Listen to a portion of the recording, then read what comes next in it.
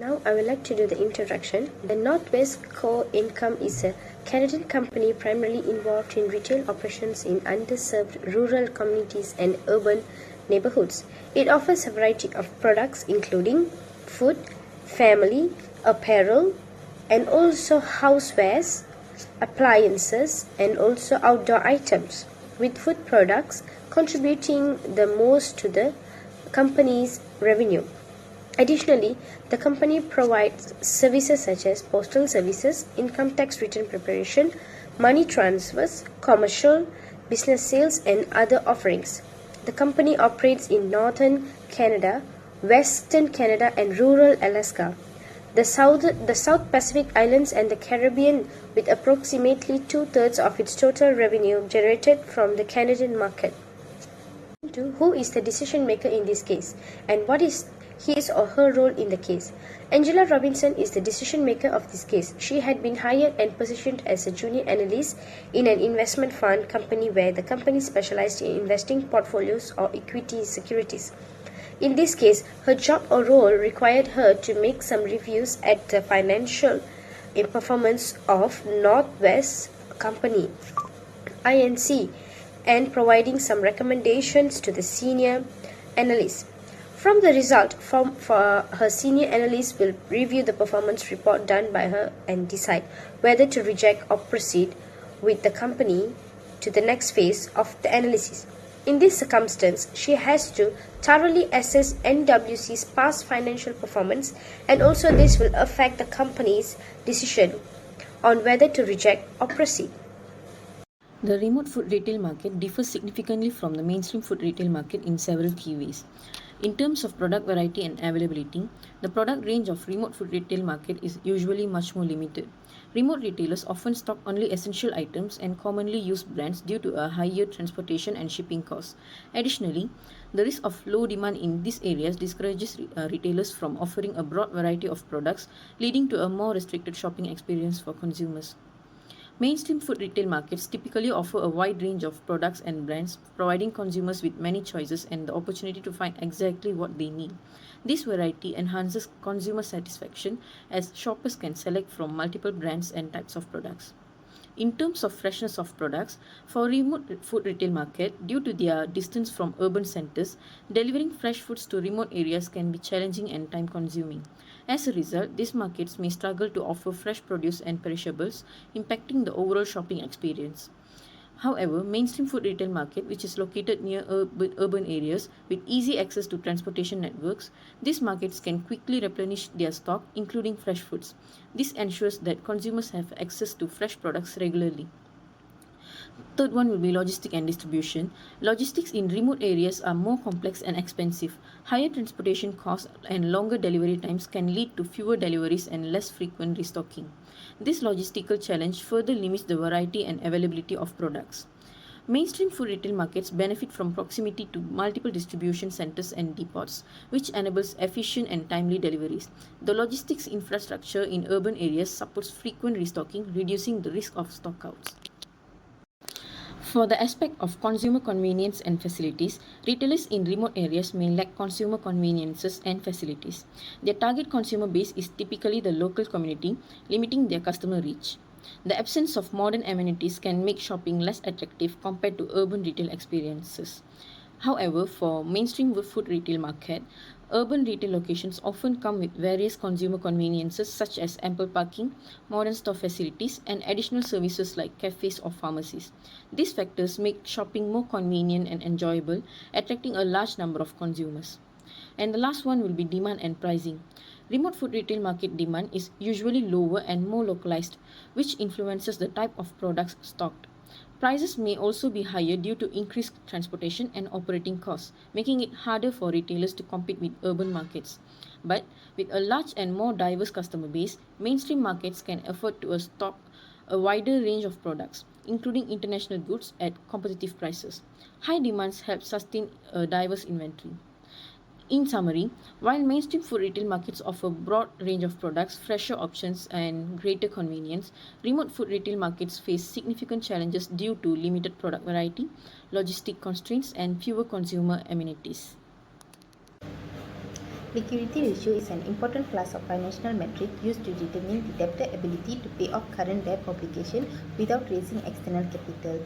So we will be looking at the current ratio and also acid test ratio under this liquidity ratio. The current ratio were recorded as 1.43 and 2.10 in the year 2014 and 2015 respectively, while for the acid test ratio, in 2014 it was recorded as 0.48 and in 2015 it was 0.74.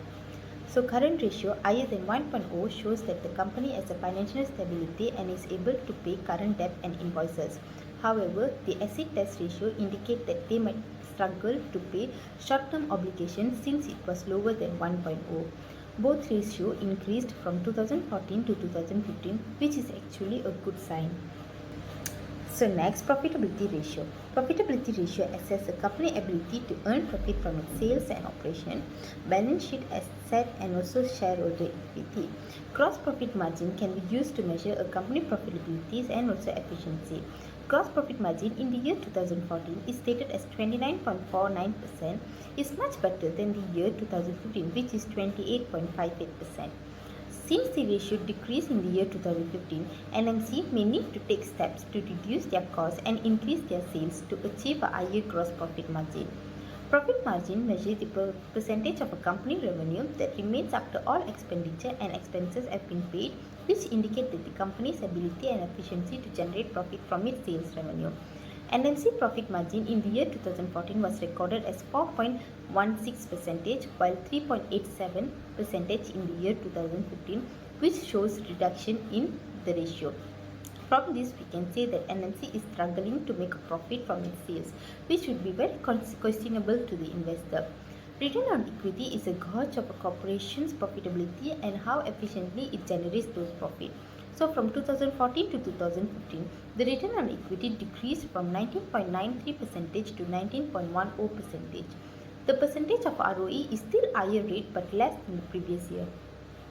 Okay, based on the analysis, the return on asset is a measure of how efficiently a company uses the assets it owns to generate the profits. From 2014 to 2015, the return on asset decreased from 9.58% to 8.68%. Lower return on asset indicated that NMC usually has more assets involved in generating the profit. The lower ROA of an asset-intensive company may appear concerning when compared to the higher ROA of an unrelated company with less assets and comparable profit. A solvency ratio examines the firm's ability to meet its long-term debt and obligation. Long-term debt ratio increased from 30.18% in 2014 to 49.40% in 2015. A higher long-term debt ratio requires the company to have a positive and steady revenue to prevent the raising alarm regarding the solvency. The debt to equity ratio increased from 2014, which is 1.08 to 2015, which is 1.20. A debt to equity ratio of around 2 or 2.5 is generally considered good, while a low debt ratio suggests a greater creditworthiness. There is also risk associated with the company carrying too little bit debt. Asset management ratio, also known as an efficiency or turnover ratio, are a set of financial metrics used to gauge a company's ability to generate the revenue from its assets. These ratios are vital financial indicators used by managers, analysts, and investors to understand how effectively a company is using its assets to produce income. The asset turnover ratio is a metric that reveals how effectively a business uses its own assets to produce income or sales. The more assets are used effectively by the organization, the greater the asset ratio. The consecutive decrease in the total asset turnover ratio from 2.30 in 2014 to 2.24 in 2015. The declining trend may indicate the inefficiency in how NMC is utilizing its asset. And finally, inventory turnover used to measure the efficiency of a company's inventory management. It indicates how many times a company has sold and replaced its inventory over a specific period. The inventory turnover ratio increased from 7.76 in 2014 to 7.93 in 2015.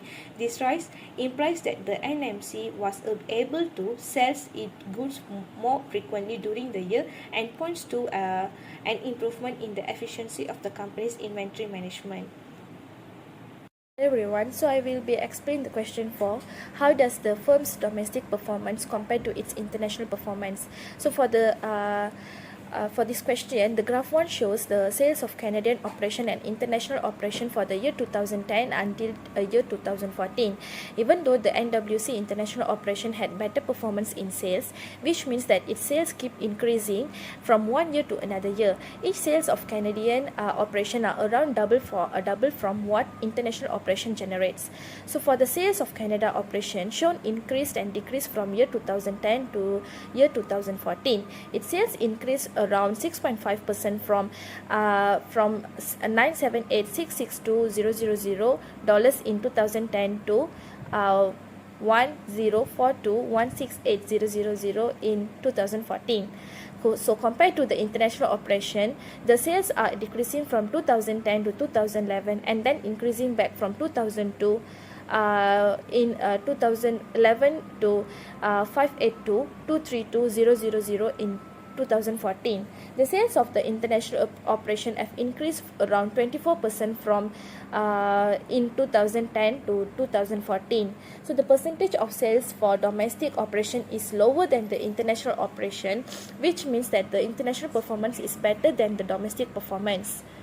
So coming to the EBITDA, Canadian operations EBITDA is decreasing from 98,781,000 in 2010 to 998,000 in 2011 and increased back to 111,225,000 in 2013. So the Canadian operation can be considered as good controlling its business.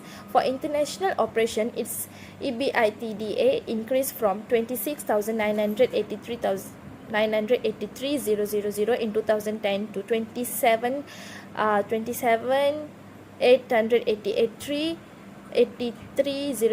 in 2011 and then decreased to $27,207,000. For overall, the EBITDA of Canadian operation grows almost 2.17% from 2002 to 2013, while EBITDA of the international operation grows around 36.91% from 2010 to 2014, which is 17 times more than the domestic activities. In overall, Canadian operation is stronger in revenue growth, which compared to the international operations is stronger in revenue growth, which is compared to the international operations, but its profitability is shown irregularly. That's all from me. So next is the question number 1, which is should the investment company continue evaluating the Northwest as a potential investment? The investment fund company should continue evaluating the Northwest company as a potential investment. NWC revenue growth aligned with the industry average, and it demonstrates effective cost control with a cost growth rate of 6.63% in 2015, lower than that of the leading food retailer, despite a slight increase in cost from 2014 and 15. NWC remain competitive. Financial performance indicators such as return on asset, return on equity, and profit show a slight decline from 2014 and 2015, but still maintain good standard. NWC increasingly indicate a strong liquidity and default risk, signifying a stable financial performance. Additionally, NWC significant and broad potential both domestically and globally make it viable investment. So I think the NWC should continue as a potential investment. Overall, Northwest Co. in strategic expansion into international markets, effective cost management, and strong liquidity and solvency positions suggest a company that is well managed and positioned for sustainable growth. Continued focus on optimizing financial structure and leveraging competitive advantages in rural and underserved markets will be crucial for maintaining and enhancing its performance in future. Thank you.